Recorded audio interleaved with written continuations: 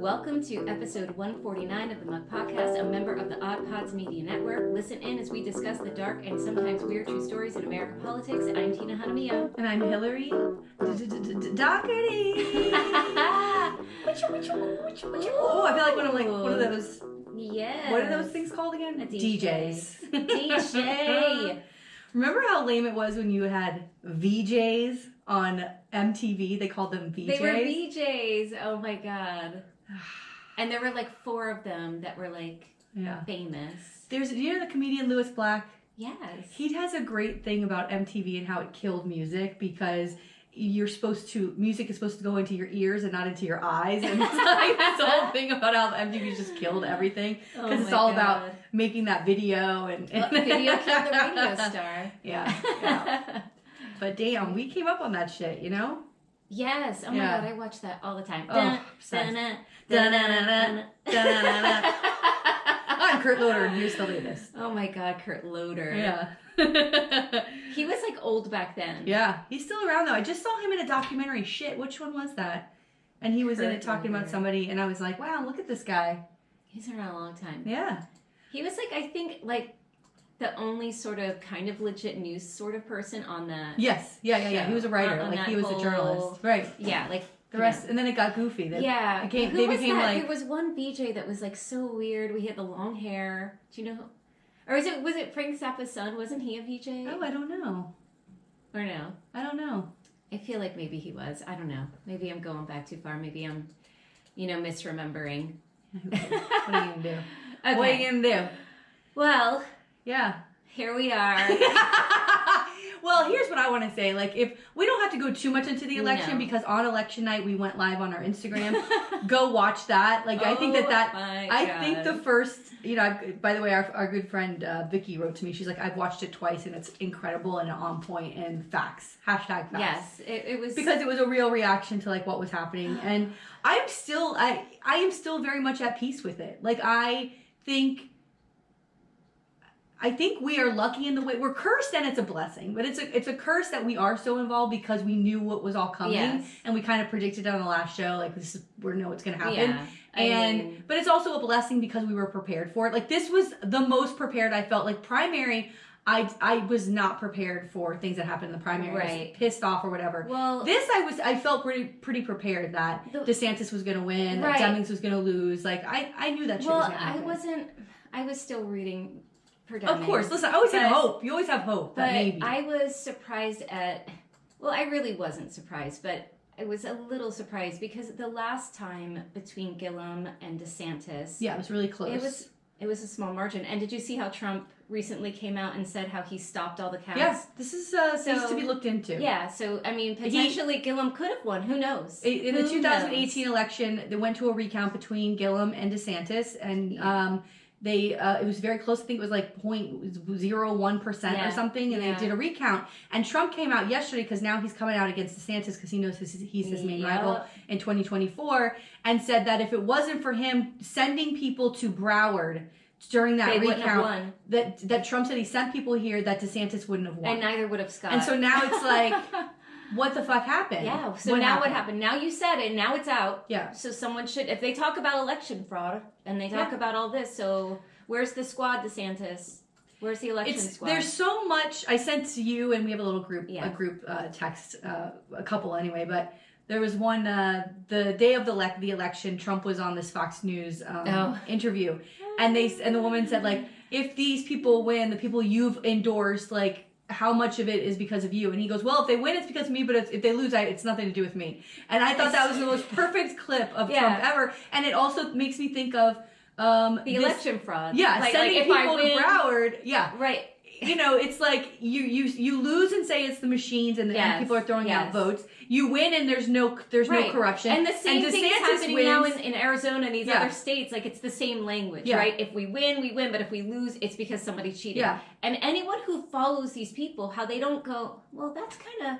Yeah, he's literally saying it though. He's saying the thing about sending someone to Broward. So he's also saying, I'm also participating in corruption, right? Like, right. Well, to what extent is he saying that he sent someone here? Is this something we could take for his right. word, or is he or just not? Another like blowhard statement from Trump? Like, you don't know what to believe with the guy. I was talking to somebody, and they think that DeSantis will not run in 24. They think that he will just let Trump run, and that in 28, like he's still a young man, he's still young. That in 28 he could come back and Trump won't be the competition. I think he has too much of an ego to sit back for 4 years. I think that he knows people are expecting him, and the fact that he didn't answer those questions, he won't comment on it, tells me that he will. And also because he said because he never would comment on abortion, and the day after the election, now the Republican stronghold supermajority in Florida said they are coming to further restrict abortion rights here in Florida. So, I don't know. I'm shocked about Beto for some reason. I'm shocked Beto lost, but maybe you have to be on the ground there to understand it. But I think it's like Florida. You know what I mean? I think that these states are like Florida,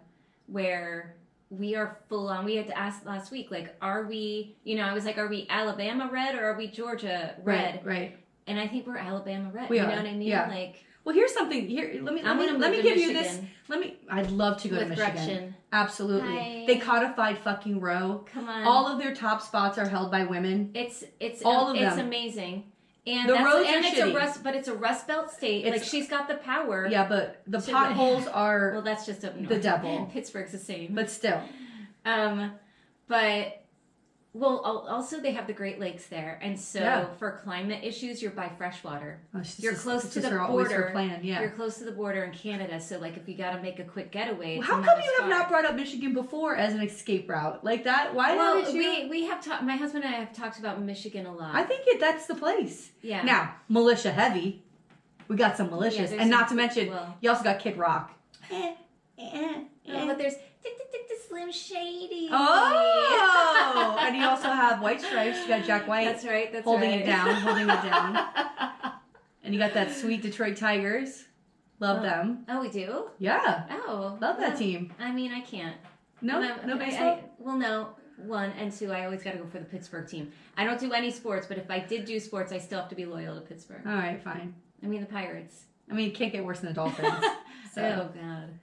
What an embarrassment. Wait, I was going to say something about all of this. What the fuck was I just going to say? We're going to escape to Michigan. Here's a nugget for you. Try to wrap your head around. This is a fact that I was like, now my brain is broken and I can't figure this out. The county where Uvalde is, the city Uvalde, went heavy for Governor Abbott. Yep. How? That's because it's just red. That's it. But how do you know you've had this within a year? You had this atrocity, this horrible tragedy happen in your county, and how do you not? They don't care. But it's not about caring. Do they not understand? It's not about not caring. Like, how do you not understand that this governor has not only weakened the gun laws in your state and allowed that kid to be able to be old enough to get his hand on that kind of gun, right? Under this guy's watch. Basically, back to the police who did not go into the fucking school. How do you vote for that? I don't understand that. I don't get it either. There's something that it's just, is it just like such a diehard loyalty to this party that the Democrats just don't have? I don't understand it. I don't understand. And Beto was there. Like, that motherfucker was going in. Oh, my God. Remember he stood up at that town hall 2 days later and was like, this is a sham. You're not doing enough. You didn't do what you're supposed to do. Yelling at the cops, yelling at fucking Abbott and everybody that was there. I mean, what the fuck? So, the point is this. It's out of our hands. This is what y'all wanted. When I saw DeSantis on the front page of the Sun Sentinel the next day, and it says DeSantis wins second term, I felt like I was in a movie. Decided. I couldn't do anything but laugh, and I thought, well, this is what they wanted. Yeah. This is what they wanted. And I don't want to get... I will go on to it if I have to, but go to the Instagram video and watch our 30-minute Instagram video from that night. But the epic failures that if you have listened to this podcast for 3 fucking years, we have talked about the failures of the Florida Democratic Party, the failures of the Broward Democratic Party. I talked about it last week. Yeah. And 2 weeks ago. But the epic fucking failures of these parties has led to devastation in communities. Women will lose their rights because we don't have a strong fucking party here. That's point fucking blank. For 20 years. 20 years. And every 2 years, There's an election. We fucking flip the fuck out. We go, God damn it, we need to strip the party of this leadership. We need to do something about it. Happens. 3 weeks go by and everybody's like, well, what are you going to do? Yeah. Well, and it's about choosing the right leadership. And so I'm curious. But it's all insider bullshit. I'm curious. They choose the worst people. Well, that's what I've been reading a lot. And I've been reading also, AOC has been talking about a similar issue in New York politics. Okay, it's yeah, the same I heard this. Yeah. Sort of stuff where it's sort of these politicos and these consultants that are running the show. Mm-hmm. And it's time, and we've said it before, like it's time, the playbook that we've been using, we got to throw in the trash. Right. But for the Florida Democratic Party, somebody floated around Nikki Fried. No, that's because she was on Twitter and said that Manny Diaz needs to go, and then she came out and goes, oh, no, but not me. Not me. I was thinking, you know who I don't know, I don't know about for heading the Florida Democratic Party or just running for something, is that Thomas Kennedy. Well, a lot of people don't like him. I don't think that he's actually a committee person. Yeah, out of Miami, I just but, he's or no, is he on the state board? He's on some sort of state board. Yeah, I mean, but he's always out there like calling stuff out and calling stuff out. I agree, but he is polarizing. Like people don't like him. Unfortunately, I think. I mean, I don't feel that way, but I think that it wouldn't go anywhere because they didn't want him on that board to begin with. Then can we get someone young? So I've heard a couple names. One of them I've heard was because Carlos Guillermo Smith lost, is that Carlos Guillermo Smith should be the head of the party. I don't know. Listen, the fact that they banked on Manny Diaz to do something, and you remember what that was like. I remember he's going to come in, he's going to be this great thing, and he's going to do something, and he did nothing. He did nothing. Like, wait, what? Who? And they don't step down. It's like Terry Rizzo. Remember how fucking ineffective Terry Rizzo was? Yeah. That bitch is still running around Palm Beach as part of the Palm Beach Democratic Party, which basically Palm Beach, by the way, turned fucking red. It went red. I mean, again, what is she doing there? What is she doing? I can't. So I don't have time for it. And I know that I'm so over it. You know what? I was reading a whole thing, but one of the things though that we knew is that the National Dems, they're not sending money here. I guess a year before, let's say 8 or 9 months before the primary every year or every 2 years, the National Dems sent Florida $40 million. They sent nothing. So they outspent, the governor's race was like $220 million for DeSantis and I think $40 million for Chris. That's what he raised. And Chris, and this is what I was going to say earlier. Like, I think I was shocked at how not close. Yeah. No, it was, so Gillum was at 0.01%, and Chris, it's like 20%. 20% he got beat. It was huge. Which, by the way, I'd like to say. But guess what? They put up, I'm sorry. Yeah. Like, I get everybody who was like, oh, we got to support Chris. Like, I supported him, right? Like, after the primary. But this is a problem. We recycle the same people, and it's just... Let's get the Maxwell Frosts of the world in our politics. Let's listen to young people. Who were sounding the alarm. I'd like to say, I told you so. I'd like to say I told you. What did you call him? Grasshopper. Old grasshopper. When it was floated that he might run, I lost my mind on this podcast. Yes. And I said, if that's motherfucker, I saw this whole thing coming. Yeah. Then I covered him. Yeah. I covered him on the podcast to try to bring this up. Right. I have mentioned several times. He brought another fucking beard of a fiance out. The reason why Charlie Crist doesn't work is because he's not an authentic human being. And if you're going to be in Democratic politics, you better wear your heart on your fucking sleeve because that's how we vote. Unfortunately. I know, it's stupid. Sometimes it works. Look at Obama. Right. It works. He was passionate. He gave us hope. There is a real thing that you can beat an authentic human being and give hope and be positive and win. It's a thing that really happens. Right. Charlie Crist is not honest and authentic in who he is at all. And if you are sitting in a room with him, you feel it. Do you not? You know he's not authentic. It's true. It's just... And not that we have to be... I'm sorry. Not that we need some cheerleader that's going to get us all riled. You know what I mean? Like, we could have, can we just have some, again... And I know everyone's going to say, well, what's your plan? What's your plan? But can we have some galvanizing issue that we fight on? And we know that women showed up other places across the country, except in Florida. Right. Because they weren't sounding the alarm on abortion like they should have been. That should have been everybody screaming. But we don't do that in this state. I'm sorry. We don't do it in this state. Women didn't show up for Florida, but the women that did show up were white women, and they voted for Republicans. That's the thing. So abortion's no longer on the table as an important issue. It's not. Well, and it never will be again. It's over. Here's like the last thing. Did you hear this Fox News guy who talked about they were looking at the numbers and they were looking at who came out to vote, and we saw in Georgia.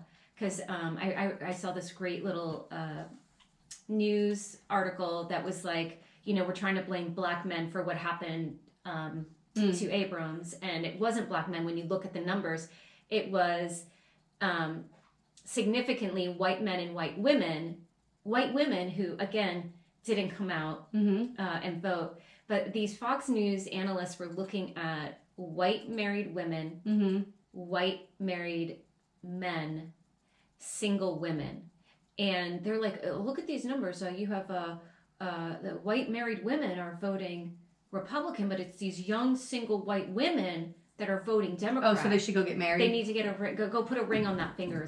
That's their advice. Well, that's what always works. Isn't this? That's the thing. And then that's what happens. What women are suddenly married and then they lose any insight. That's right. We've talked about these women.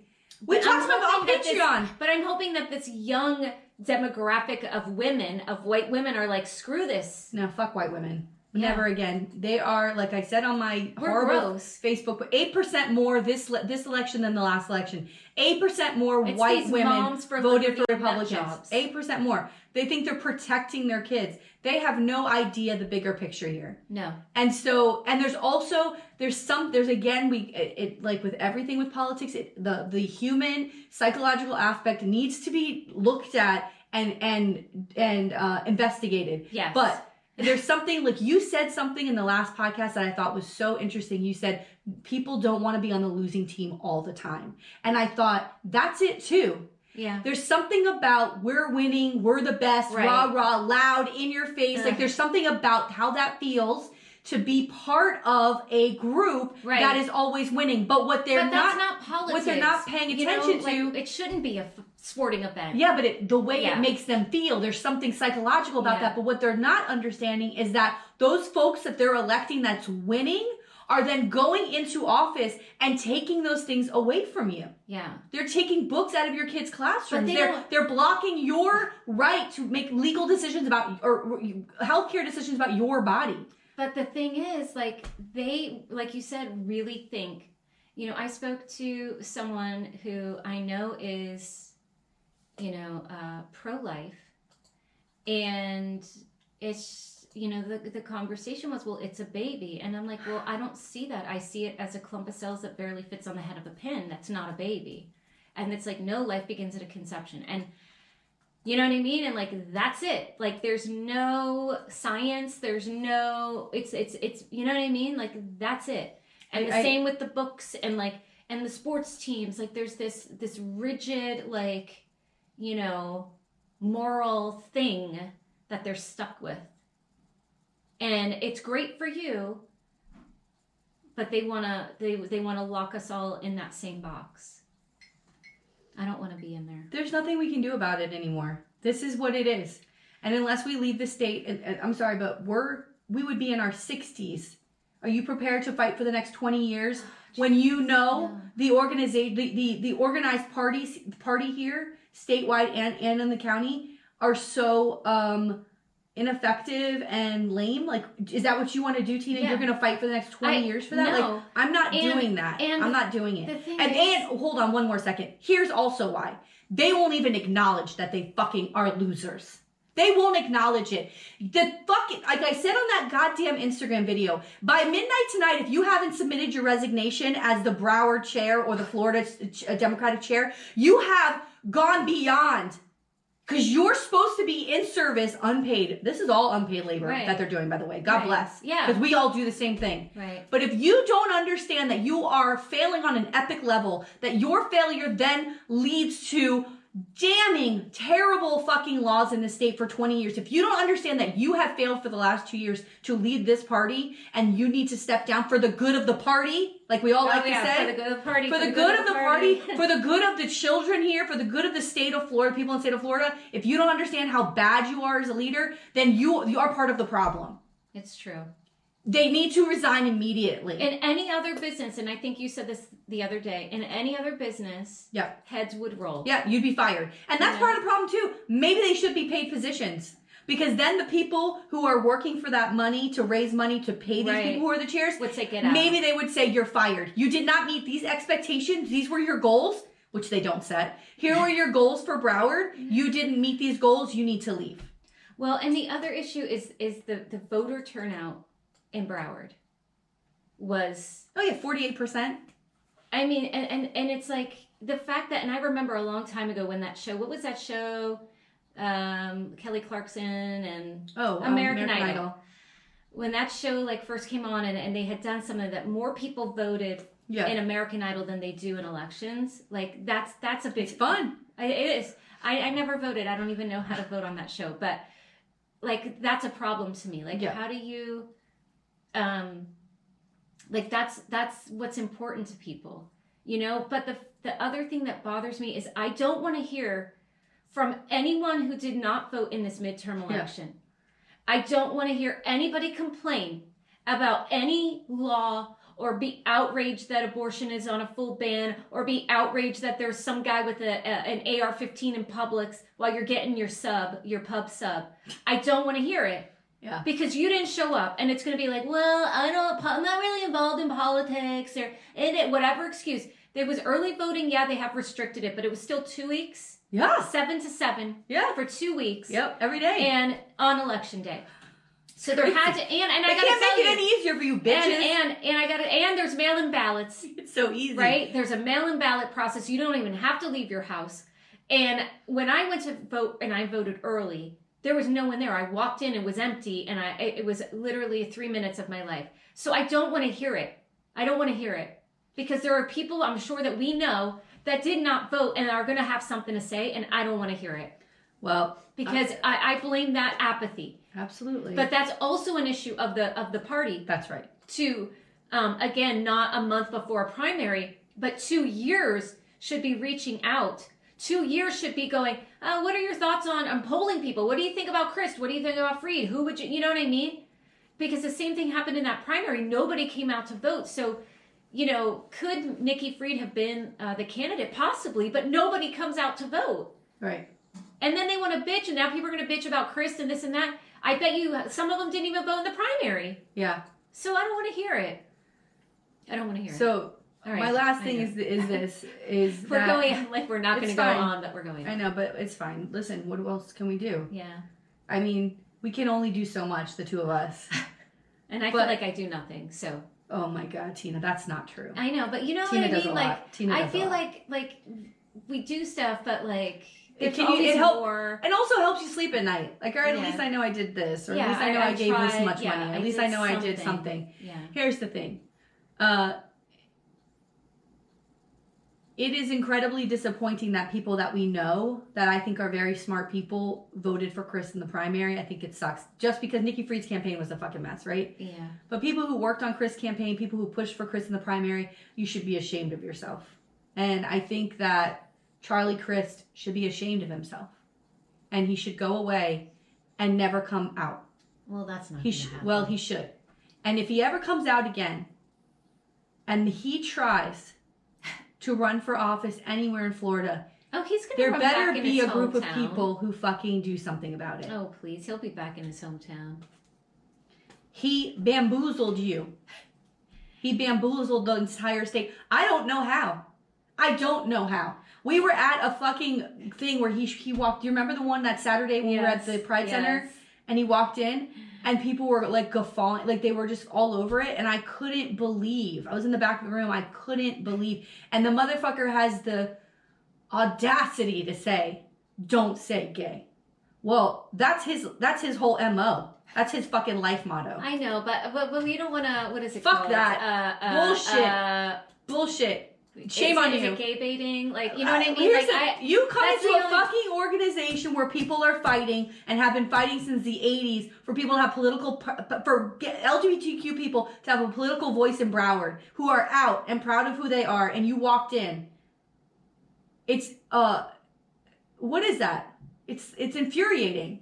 Yeah, I know. I just don't, shouldn't people, we talked about this before, coming out when they, maybe he feels like he can't do it for some reason. So then you shouldn't be in office. You know it's coming. How are you not looking over your shoulder every second of the day? And you think, because of your ego, that's the thing that kills me. His ego made him think that he was the best person for Florida, when he, in the back of his brain, it's never out of his thinking, believe me, that any moment there could be an issue. Right. And he did it anyway. Because he thought he could do the best he could be the best person for Florida. And he sacrificed somebody else. What if it wasn't Nikki Fried? What if it was Jason Pizzo he beat in the primary? You know what I mean? Yeah. Like, this is a kind of like putting aside what's best for the people of Florida. That means that you're not ready. He's not doing it for the right reasons. Right. And I mean, okay, yeah, he's flip-flopped this and that. But to look back and go, wow, I haven't been able to do this on all of these occasions. That's another good example. And just looking at the numbers and having someone go, you know what? You're in this seat now in St. Petersburg? Yeah. Oh, he's a U.S. House member. He's a U.S. House member. Keep it. It's a prestigious job. Yeah. Could you imagine? And he was St. Petersburg, beautiful. Got elected how many times there? Like over and over. He could have a lifetime position as a United States House representative. Imagine. What a fucking gift. It was a gift given to you.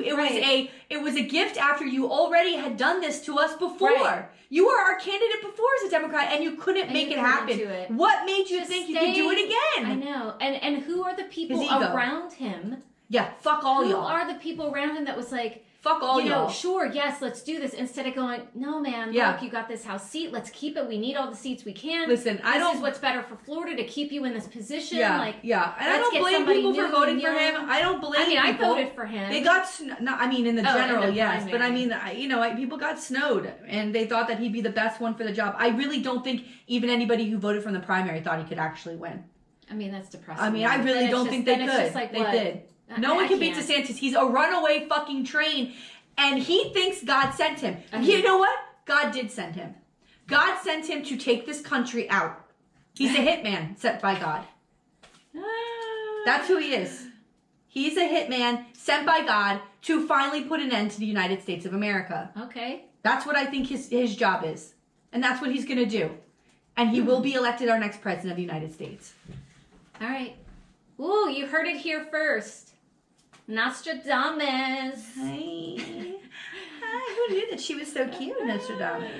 Oh my God, I'm sorry. I know I'm going to go into a Sopranos reference, but do you remember when it's Tony and Bobby, and he says that it's Quasimodo, and he's like, you mean Nostradamus? And their eyes are so Quasimodo. He goes, that's the Hunchback of Notre Dame. Oh my God. I fucking love that show so much. Oh. All right, let's go. Let's do it. Okay. Today, I'm covering former U.S. House Rep John G. Schmitz.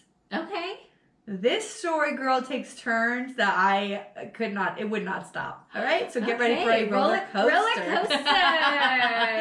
Okay. Schmitz was born in Milwaukee in 1930. He graduated from University High School in 1948. He obtained his BS degree from Marquette University in Milwaukee in 1952 and a master's from California State University in Long Beach in 1960. Ooh. He served in the United States Marine Corps as a jet fighter and helicopter pilot from 1952 to 1960 and was a lieutenant colonel in the United States Marine Corps Reserve from 1960 to 1983. So a lifelong career. Not lifelong, but pretty long. Yeah.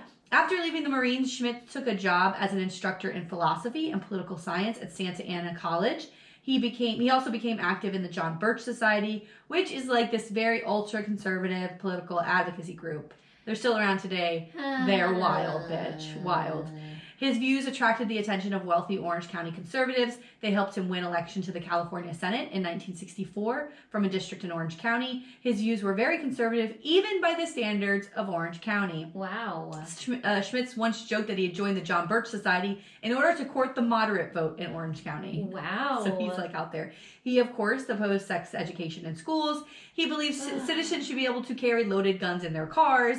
And he was also critical of the civil unrest that characterized the mid-1960s. He called the Watts riots of 1965 a, quote, communist operation, end quote, and a year later sponsored a bill which failed to pass to investigate the backgrounds of teachers suspected of communist affiliations. Ooh. Well, lovely. Commies. I love this. He also believed that state universities should be sold to private corporations as to curb against student protests. And liberalism. We got to stop that liberalism. But aren't we almost there? Don't you think we're really close to that happening anyway? Well, especially with, you know, and we talked about this on the podcast before, where you know, not only are they Republicans looking to take over school boards, they are also about the appointing presidents to like state universities to have things run and lean more conservative. You have like an eyelash on your face. Yeah, you did it good. Oh, yay. Any wishes?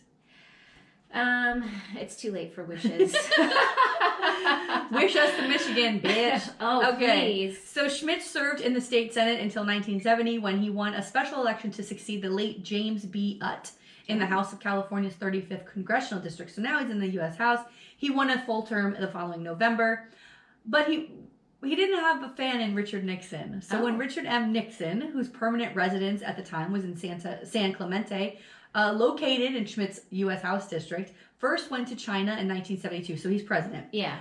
Schmitz was asked if he supported President Nixon going to China. And Schmitz replied, quote, I didn't care that Nixon went to China. I was only upset that he came back. Ooh! Shady, shade, shade. What a quote. Don't come back. Yeah, bye. Nixon recruited Orange County tax assessor Andrew J. Hinshaw, a more mainstream Republican, to run against Schmitz in the Republican primary for the renumbered 39th district. Ooh. So this is what Republicans do today. They don't like... Yeah, we don't like you. Nixon's like, you're going to throw shade at me, motherfucker? I'm going to put somebody up against you in the primary. That's how involved he was in this. That's how... But and also, you remember Nixon... Maybe Dems should do primary Absolutely. Folks too. Absolutely. But you know this is how Nixon was. Nixon was not about... He was vindictive as fuck and always paranoid. So you start talking shit in the media about him. He's like, what? I'm going to take you down. I'm taking you out. Ooh. So, the guy won. Schmitz loses his seat in the U.S. House. Wow. Oh, you know he's pissed. Oh, he's pissed. So he's angry at Nixon and at this defeat, and he changes his registration to the American Independent Party, and they nominate him to be their presidential nominee in 1972. And he goes up agaest Nixon? Yeah, but of course he loses. I mean, yeah. I think it was Nixon, but he ends up losing. He got like 1.42% of the vote, like, you know, countrywide, nationwide. Wow. Okay. So he ends up going back to the state Senate. He wins a District 36 state Senate seat in 1978, so California state Senate, with 49.5% of the vote. Ooh. And subsequently was named chairman of the Constitutional Amendments Committee, which is scary because he's super conservative, right? And we don't want this around.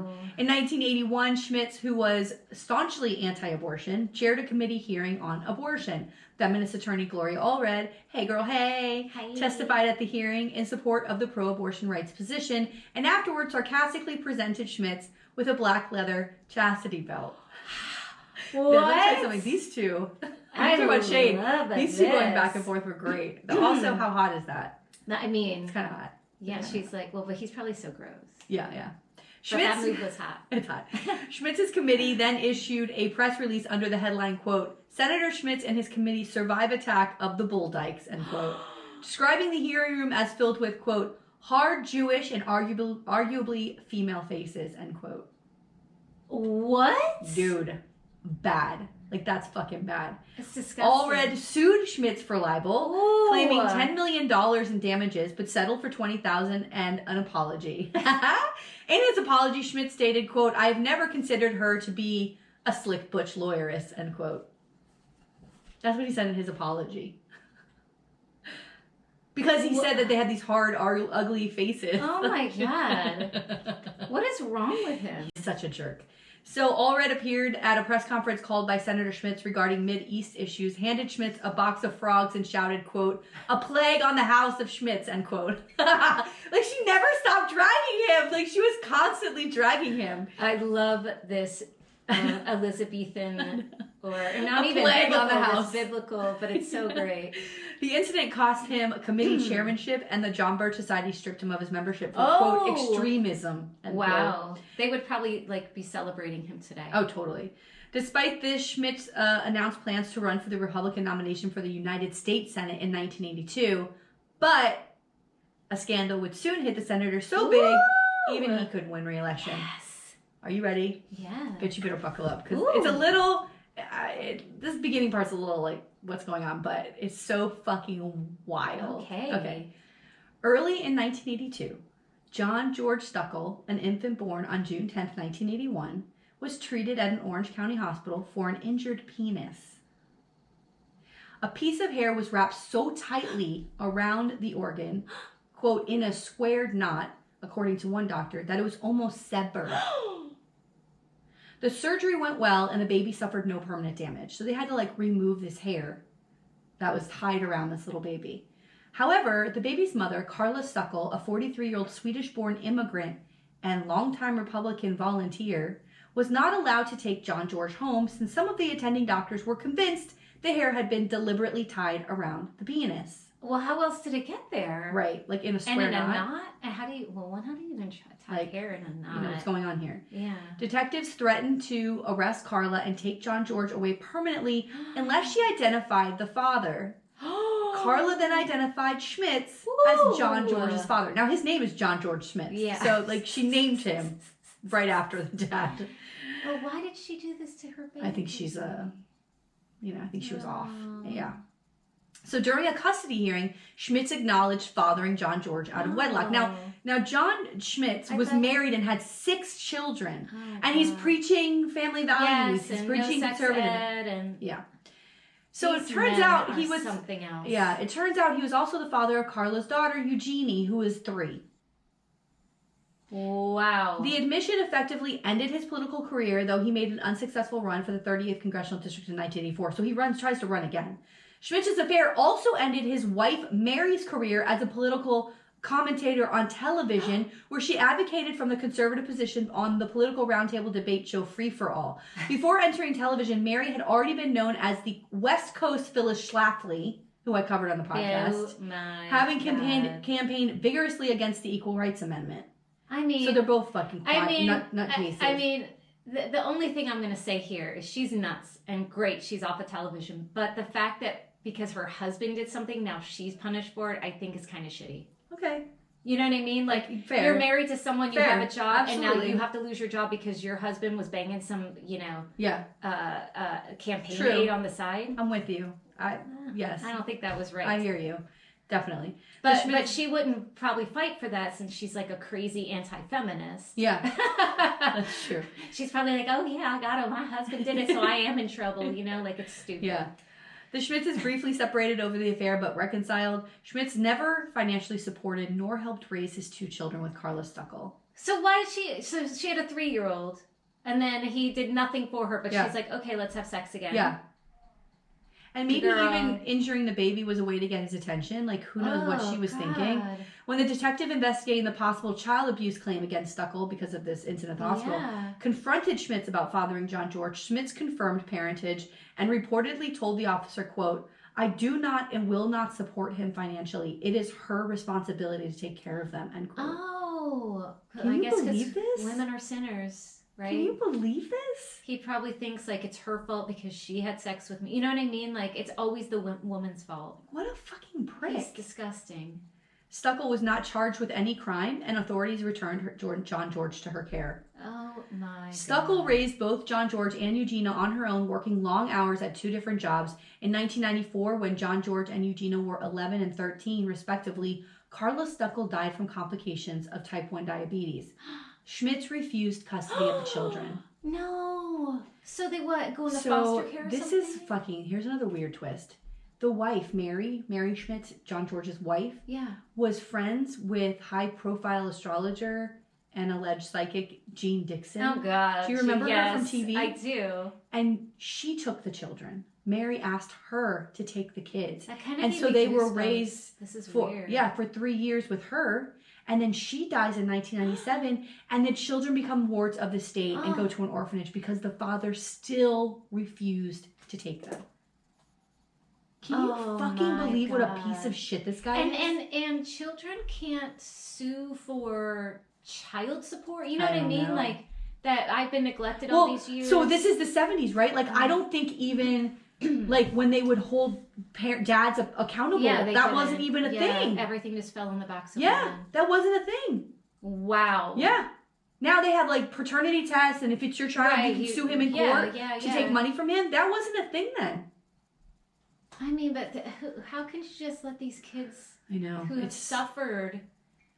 Wow. I know. Oh my God. So he dies of prostate cancer at the age of 70 on January 10th, 2001, following a packed funeral service at the Fort Myer Post Chapel. He was buried with full military honors at Arlington Cemetery, National Cemetery in D.C. That's so gross. I'm sick of this. Yeah. Well, here we go.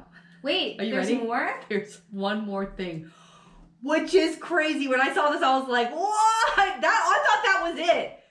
Okay, here's the thing. So, I'm sorry. He had not 6 children. He had 7 children with his wife, Mary, right?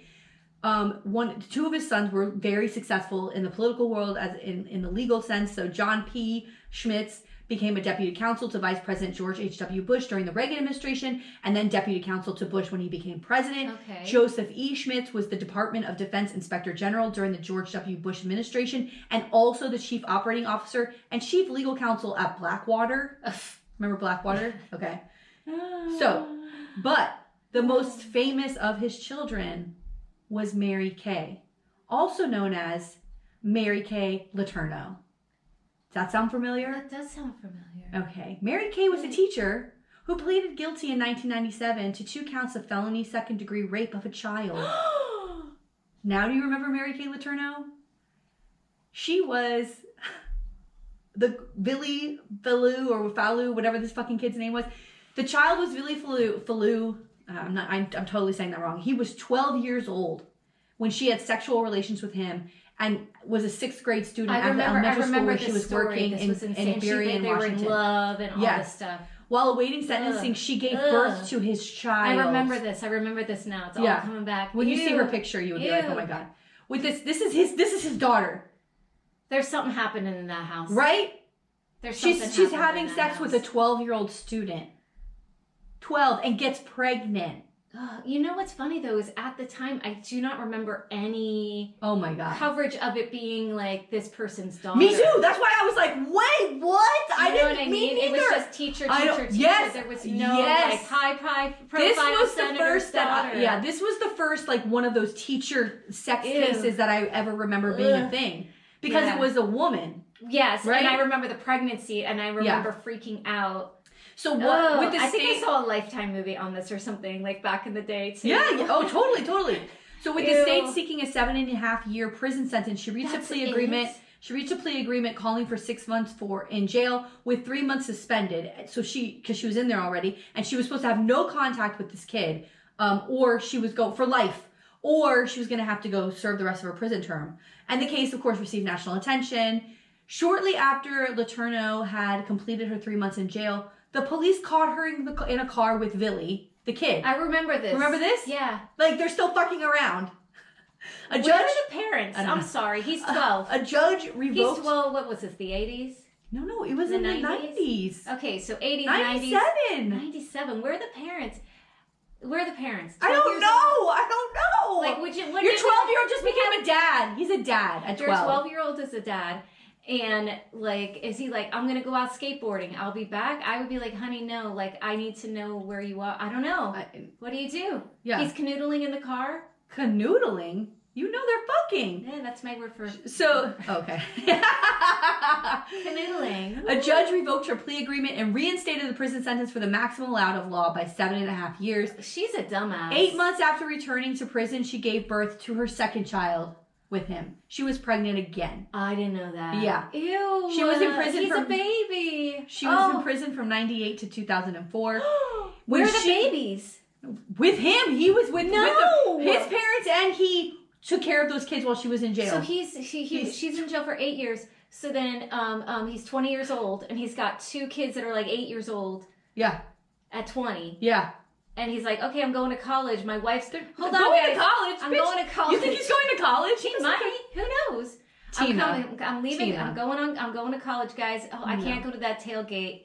My wife's coming out of prison this weekend. I got to go pick her up. No, there's no college. That's not happening. You don't think so? I mean, he could. He could turn his life around. This could be the moment. No? Absolutely not. Absolutely not. It's over. She was in prison from 98 to 2004, and then she gets out of prison, and they got married. No, they did not. In May 2005, they got married, and they were married for 14 years. That's how long I was married. Wait a second. 13 years. Can you imagine? No, they announced their separation in 2019. How old was she when she did when this whole thing happened? Ooh, that's a really good question. Let me look it up real quick. Was she old? I mean, he's that's 12. a really good question. You know, was she like 22? You just type in Mary Kay. It's the makeup, and the second thing is Letourneau. Let's see. This happened in 1997. She was born in 62. I can't see that. Okay, it's 35. She was 35. Ew! Look at now. You know this picture. Oh God! Right? Please. Look at her. She looks like such. That's the picture that's in my stories. But like on when you go by a pattern, a sewing pattern, like that's the face that's on it. You know. She died. Oh shit. Oh. Hi. She died July 6, 2020. Oh God. Wait, and when did they divorce? They separated in 2019. She was 58 years old. What happened? Wait, okay. Listen. Oh, she had cancer. Oh, listen. Okay, it sucks. Fuck cancer. But the thing is, this kid was 12. He was 20. And he marries her? Why? You're 20 years old. Go live your life. He was working in a home improvement store and as a professional DJ. Good for him. I don't understand. I mean, look, May-December romances happen all the time between men and women, and maybe they were in love. Like, fuck it, age doesn't matter. I think it's Excuse weird. me? I have an almost 12-year-old. I would murder a bitch. No, if he's 20. You know, like, as a 20-year-old making this decision to be married of course. to then... At 18, I get it. 12 is a stretch. But it's a bit of a stretch. But here's someone who I think he's been abused. Oh, right? Totally. And psychologically, I'm Something's sure wrong there. Something is wrong that at 20 years old, 8 years after this has happened, that he is still compelled to marry this woman. Yeah. That something is wrong. Well, he probably. But then they stayed together she's 14 almost, years. She's basically a mother figure. So what's going on with his mom? 14, like maybe there was something there. 14. So he's like then now in his 30s, he could still have a life. You know what I mean? Oh my God. I'm just what is it like to be this, like, try to put the positive spin on things like this? Well, it's just so nice to live in your head. I'm just trying to think about, like, you know, he's like free of her. I mean, I'm sorry that the lady's dead, but like he's free of her now. Maybe he can get some therapy and figure himself out. His kid's got to be old. Jeez, I can't. This whole thing, you have just freaked me out. Yeah. I knew they got married. If my son at 12... and some woman, no, I would be like, you're having zero contact. I would live in a cave. Kids. I'd move to a fucking cave. You'd never see us again. I hate to say this, but I would have someone else adopt those children, and I would say, we are clean breaking it. I'm sorry, babe. Yeah. You know, maybe they... Well, we know one thing. Her daddy's not taking custody of those kids. Yeah. No, oh, God. Yeah, he's like, fuck that. Oh, my God. Do you think he like... Now, do you think that any of that... What? The dad, do you think he visited her? No, come on. No. She got cut off. Oh, totally. There's no way. No way. This is disgusting. They both must have psychological problems. Come on. Yeah, there's something is not right here. We have children at this age. Could you imagine someone being sexually attracted to a 12-year-old boy? She's a rapist. She's a child rapist. She's a rapist. She's a pedophile. Yeah. It's disgusting. Also, can 12-year-olds get boners like this? I guess. Ugh, it's so fucking gross. Yes. Well, we're watching that, what is it? Not the Enchanted. The Almighty Gemstones. What is it called? Oh, Righteous Gemstones. Righteous Gemstones. It's so good. And when the youngest kid, they get the oldest kid to talk to the youngest kid. Yeah. He's like, he's ejaculating everywhere, and he finds the underwear in his drawer. So yeah, it's possible. I forgot about that. He puts it in a Ziploc bag. And he tells the kid, that show is so all your dead fucking relatives are watching you. Yeah. My favorite's the sister. Daddy! Oh my God. Baby, Uncle Baby Louie? It's a brilliant show. Oh yeah. Because it really, it is highlighting just the outrageous corruption and hypocrisy of these evangelicals, and I am here for every minute of it. Oh, so for good. sure. So good. Are we ready? Yeah. Okay.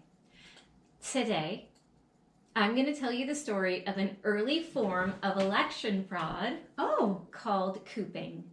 So I thought it would be fun because we just, had the election and people are going to be screaming fraud, and this idea of election fraud, it's not new. Yeah. So in the 1800s, much like today, most folks decide if they're going to exercise their right to vote by showing up on election day, right? That's what they do. But back then, some politicians resorted to violence and kidnapping to ensure high election number results. What? Yes, it's the funniest little story. All right, so our story takes place primarily in the Northeast, but also occurred in the Midwest throughout the 19th century. Dang. And this whole story is really background. This is not my normal major incident charges kind of thing, right? And I'm just kind of giving this little history lesson. I like it. So not my regular storytelling, but whatever. Anyway, we just heard, like you said, from Trump, right? If I lose, the system is rigged. If they win, it's not rigged. We know, this is the narrative that they've been spinning. And it's, even though it's the faultiest logic I've ever seen, it somehow works with the masses. Oh, and wild.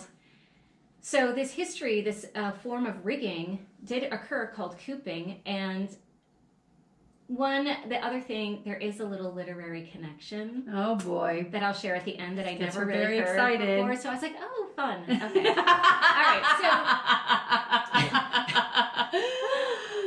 We have very different ideas of fun. Yes. So prior to the 1800s, when folks voted, they would enter their ballot, and for a while they created this glass box so that you could see the ballots going in, right? To, I guess, try to ensure that you're just putting one ballot in or whatever. But it made the vote public because back then campaigns would make their ballot on their own colored paper. So when you're standing in line and you're putting in the blue, they know, right? Oh, but the issue is, folks obviously can see who you're voting for, and when there was contentious elections, it could prove dangerous because if you're the guy standing in line with the color ballot that doesn't match everybody else's, there's a lot of pressure. Ooh. So there was a lot of intimidation and things like that were happening. How dumb is that? What a dumb thing that it's not a private. Yeah, that's how it was. And then in the 1800s, according to this article from History Era, the U.S. shifted to what's known as the Australian ballot, where the ballot is secret and it was printed on the same color paper by a neutral body, not involved in any individual campaign, so that it would be a more, anonymous and safe sort of issue. As it should be. As it should be. So just like today with folks showing up at the polls trying to scare voters, the same thing was happening then, but sort of at this more overt level. It was just it was chaos. Yeah. And there are also folks that were selling their vote. So they're I'll, you want me to check whatever box, I'll do it, pay me kind of thing. So there was a lot of corruption happening. Oh. But Cooping to me... How much would that take for you? To check the box next to DeSantis. Nothing. I can't do it. I'm sorry. Maybe I'm an idiot. What, $1 million? Oh, no. I need more than that. $10 million. Yeah. He's going to win anyway. So what's one vote? Yeah, I mean... Maybe I would take $1 million. You know what? I'm going to have to anyway. I got to pay to get out of here to have an abortion. I'm going to have to pay for my property insurance. He's costing me money anyway. I might as well get paid to fucking just put, what's the difference? And then skip town and then leave the state. That's what I was also thinking. Take my cool million. Take the money and run, baby. Take my cool mill and blow this pop stand. Oh my God. Cash. Woo! Yeah. All right. So, untraceable bills. Untraceable. Let's do it. All right. So Cooping basically was the act of luring men with booze and keeping them. But this. Keeping them in basements or elsewhere for days. What? Then dragging them out to the polling booth to vote on election day. And the folks luring these men were from political campaigns. Holy cow. So one thing I thought, imagine this. So one thing that I thought was funny, and this is according to that History Extra article, they would have barrels of whiskey like outside of the polling places. So I wouldn't mind taking a shot. Like in Florida, like fucking give me, I need the shot before I go into the polling. I need it when I come out. Yeah. I need when I go in and I need one when I come out. But then I was like, it's like a palate cleanser. Yeah, then I was like, oh shit, imagine in Florida with these nut jobs and people getting drunk at the polling place. It would be massacred. There would be dead bodies everywhere. Yeah. What are you saying, motherfucker? Oh my God, it would be crazy. Wow. So these so-called cooping gangs would have a coop manager, according to Natalie Zarelli's Atlas Obscura article, and their job of disrupting the election process would include, quote, whining and dining victims till they vote according to the wishes of the coop manager. Whoa! So it was like, you're going to drink and now you're going to vote. And another part of cooping was that the intimidation often focused on immigrants. Surprise, surprise. So they would coop up, and that's why it was called cooping. They would coop up immigrants in, quote, undisclosed locations to either prevent them from voting or intimidate them into voting for their candidate. Oh my God. So, yeah. This is really fucked up. It's really crazy. So a couple of stories out of Baltimore from Zarelli's article noted that one victim, this guy, J. Justice Ritzman, was taken to a bar and then to a warehouse where, quote, they came in front of a crowd of men, about 5 or 6, armed with clubs and guns and other weapons. And this was his courtroom testimony. The men were robbed and left in a dark basement where they were given voting tickets for the Democratic candidate. So it's like, you're going to vote how we want you to vote. And that's what they would do. I wonder what their turnout was in general anyway. I don't know. But another set of 80 men were forced to polling places across the city. So this is the other thing that they would do, is they would get people drunk, right? And then you're going to go vote. But then they were doing like double voting. So they would take them back, change their clothes. What? Bring them back and just plot. And like they were too drunk to like resist, right? They're like forcing and beating and like just, you got to drink. And this is what was happening. Oh my God. And Ritzman, the previous guy, Ritzman, his testimony regarding that, the treatment of some of those in the coop was disgusting and horrible in the extreme. Men were beaten, kicked, and stamped in the face with heavy boots. Oh my God. Can you imagine? Like, this is the election process in the United States.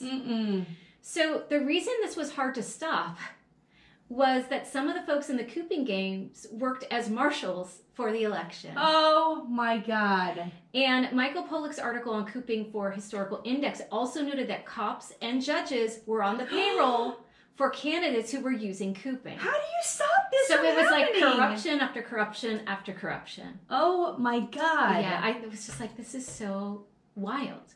So the University of Virginia had an article on corruption in the 19th century elections that cited Richard Franklin Bensel's book he wrote, The American Ballot Box in the mid-19th century, who writes, quote, the American polling place was thus a kind of sorcerer's workshop in which the minions of opposing parties turned money into whiskey and whiskey into votes. Wow. This alchemy transformed the great political interests of the nation, commanded by those with money, into the prevail currency of the democratic masses. Whiskey, it seems, bought as many and perhaps far more votes than the planks and party platforms. Oh my gosh. Isn't that wild? Yes. So basically, you know, obviously there were some charges because that guy Ritzman was in court and like they were trying to get a handle on this act. And it ends up ending really with election reform. So, but cooping still happens in countries like across the world when they want a dictator to remain in power. And even though it's not happening in the U.S., it is happening, you know, it is happening elsewhere. All right, so points of interest. Yeah. Here's my literary link. Okay. So Edgar Allan Poe died in 1849 in Baltimore. They found him in a gutter. And I've always heard that it may have been, like, when I learned about Poe, and even when I've taught Poe, like, I've always said, like, oh, maybe it was, like, rabies, because that was sort of like the common thing, or alcoholism. Now, I heard that he did do a lot of boozing, right? And the story goes, according to several sources, that he may have been a victim of cooping. What? Because people would die of like alcohol poisoning because they would like give them so much alcohol. Oh my God, this is crazy. Yeah, so Tori Spilexi's Talking Points memo cites a Poe Museum report that states, quote, Poe was found semi-conscious in a Baltimore polling place just a few days before his death. The article also notes that he was wearing someone else's clothes. And remember I said they would change people's clothes, which fits that cooping theory. And the rumor is that he kept voting for booze, and that's why he may have died of that poisoning, because he may have had this like alcoholism issue. Oh my God. And so he like participated in that. But it's just rumors. No one knows like how Poe died. And Tori Spilexi's article noted that he was part of the temperance movement, which was like, I'm not going to drink anymore. And he had joined that like the year before. So some people were like, no, he was part of the temperance movement. He wasn't doing that. But if it was a roving gang that kidnapped people, who knows, you know? Wow. And then it could have very well been rabies or whatever. But I feel like the cooping it fits. Kind of fits a little bit. I don't know. I mean, and I've seen many that are like, it's just a rumor. We don't know, you know. But I'm like, well, it kind of sounds interesting to me. And then the other little interesting point was that movie Gangs of New York. Remember that back in the day? They have a cooping scene outside of an election. Oh, I love that movie. But that's it. That's the story of cooping in America. I'm just thinking, is there any way we can incorporate this in what we're trying to do here in Florida? Get people drunk. Yeah. Get them some Cuba Libre or what? Margaritas. Some mojitos. Mojitos. What do you want? What do you want? God. I'll buy you a drink. Come over here. Let me just help you with your ballot real quick. Oh my God. Can you imagine? What's the difference between that and the bullshit Republicans do anyway? Oh my God. It's all lies. I never thought about that. Why not? Ballot bubbling parties. Yeah. Let's have a ballot bubble party. We did that with Women's March. Remember we had the ballot breakdown and people all came and we got to work. We got to tell them, but like, I'm here's saying, like, because now we all do the mail-in ballot. Like, everybody bring your ballot and let's do a filling out, you know. That could be fun. I don't know. Is that illegal? I don't think it's illegal. Filling out your ballot with other people. No, to talk about why you wanted this person or why you don't. What's the difference between that and like resistance brunch that we do? That's true. They always bring their ballots to that. That's true. Yeah. No, I think it's perfectly fine. All right. Listen, what are you going to do? Ballot, bubbles, and booze. Yep. That's it. She's already created the event. Make the graphic. By the way, Alfredo asked me to do something this week and I was like, I'm swamped. Like, I can't do it. And he's like, sorry, Tina's not working. She could do it. I was like, I did do it. Yeah, the holiday party? Yes. Oh my God, so funny. Oh my God. I wanted to mention that we are doing a little muck today in person. So excited. So we always have someone come on and talk about the election. I think we're going to have someone else as well. Hopefully we've invited a guest. We're trying to line that up. In the meantime, young voters were like the story of this election. And I saw someone on Twitter that was dragging the party just as hard as I was. And he's in Broward and he's like organizes young voters. And I was like, maybe we can have this guy on. We need to hear from the young voters. Yeah. We really do, because I think we all had wax in our ears. Yeah. And we're not listening. Well, and when I mean we, I'm not talking just us. I'm saying like at the party as a whole needs to start listening to young people. But also because young voters don't ever really turn out. They always say like that's where we have to tap into, but they don't turn out. And they did it themselves. And this time, they organized themselves to do it. So we're going to have Jaden D'Onofrio on Friday. You can hear it on Friday. We're interviewing him today, and I'm really excited. It's going to be great. Usually we like, here's the phone number, call in, but I'm like, he's in Broward maybe. And so then I'm like, or you can come to my house on Saturday morning and record. I'm in Pompano. He's like, I'm going to be out and around on Saturday. I'm like, I'm so excited. And I'm excited because my kids are here, and I told them I want you to meet this kid. Young man. This young man. But this is the thing.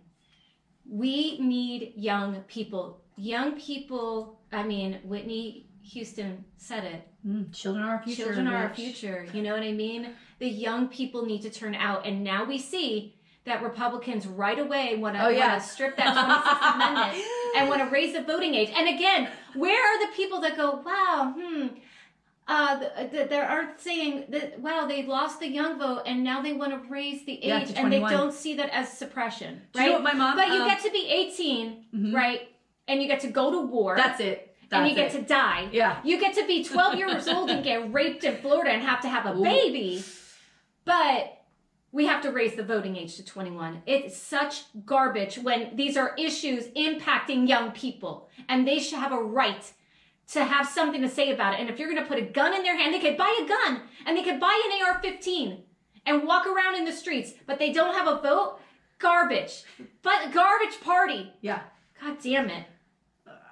I don't get it. I don't understand. I don't either. And I don't understand. That's what my mom said to me. My mom said, "Do you know why they made it 18? Because they were sending people to war, right? And kids to war. And they said, if we're gonna go to war, you better let us make sure we can vote. And they dropped it to 8. Like that was the thing. Made it 18. Like that was the reason. And so if they're gonna change it, if you're gonna change it back to 21, then guess what? They don't get to sign up for the selective service till they're 21. Right? How about that? They don't get to get guns until they're 21. How about that?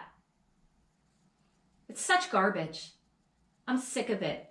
I'm sick of this, like, blinders. Like you always say, the people who are voting for these nut jobs have blinders on. Okay, that's all. I'm sorry. No, it's fucked up. It's disgusting. I think it all kind of... I was driving home yesterday from work and I feel like, you know, all of this hit me. There's other things happening too, but like I feel like all of this stuff hit me and, you know, I was prepared for what happened on Tuesday, but what I'm not really... I don't want to pay attention to this election. I mean, to this session in Tallahassee. Oh. I don't want to know. I don't want to hear it. I don't want to see it. I know what's coming. Why do I have to view it? Why do I don't want to have a reaction to it. I don't want to comment on it. It's too much. It's too fucking much. And here's the other part. We care about it so much, which is good, like people should. No, but it's bad. But it's exhausting when we're like one of a few. Right. And we're not greater than anybody else. We're just, it's kind of things that are interesting to us to be involved and like know about it. But everybody should be interested and know about it. And the fact that people vote the way they do in Florida, I don't know what I'm doing. Why am I spending my fucking personal, private, like valuable time trying to do this shit? Yeah. When people don't really fucking get it. They don't see the big picture. And because of Trump and because of bad information and false stories and all of this stuff that they're doing, we can't beat this. We can't do anything about it. So, and I wanted I'm out. So I wanted to say one more thing. I know that we're pissed off at everything that happened in this state and the leadership of the party and all of that, but I really want to thank all of there's so many volunteers, absolutely, and people who have worked tirelessly on campaigns and they gave it their all, and we're not like trying to discount any of the work that people do when they give their free time to try to make a difference in the state, and who then rallied around Chris, at the end, you know what I mean? Like they gave a lot of their time to these races that really matter, and thank God for them. All right, listen. Same thing with when I talk about the Broward Democratic Party. These are all nice people. We know them. Right. They're nice people. I said that on the fucking Instagram video.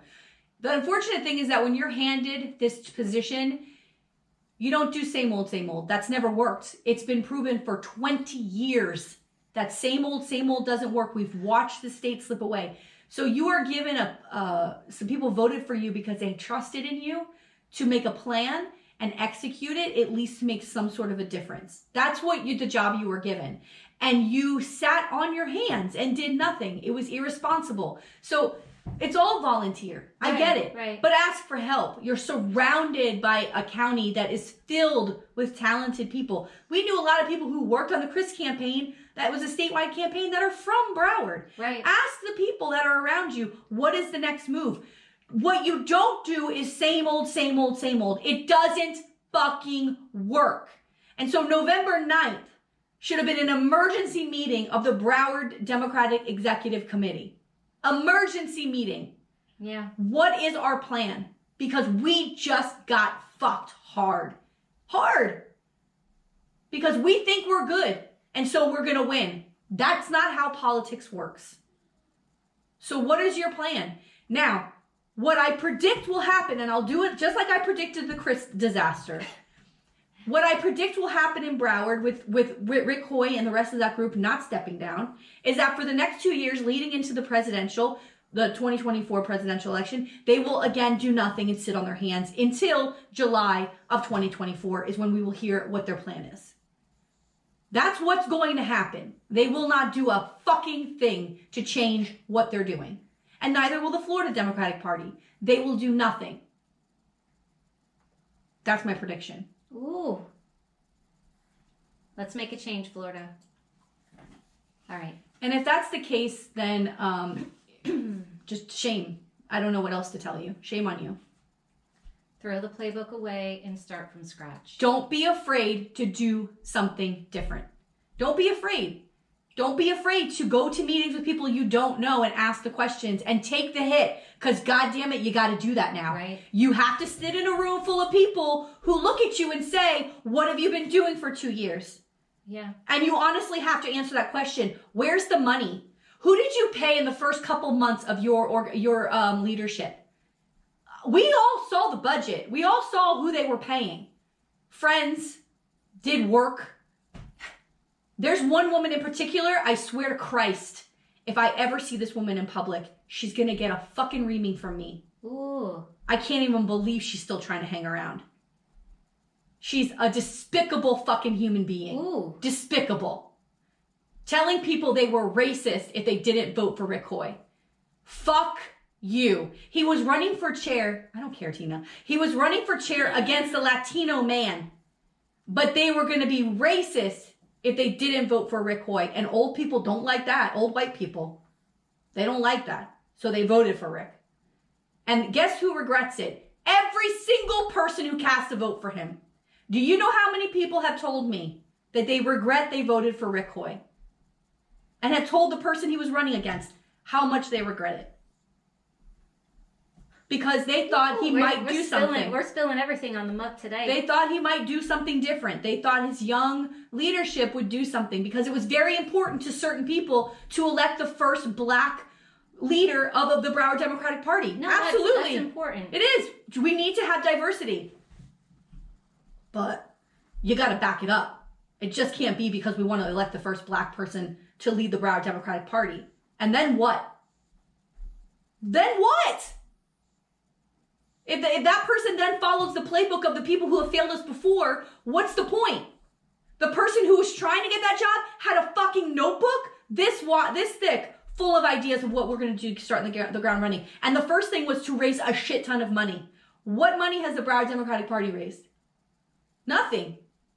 And the money they had, they gave away to people. For work. For work. Oh, fuck this. You know what the worst part is? Nobody will do anything about it.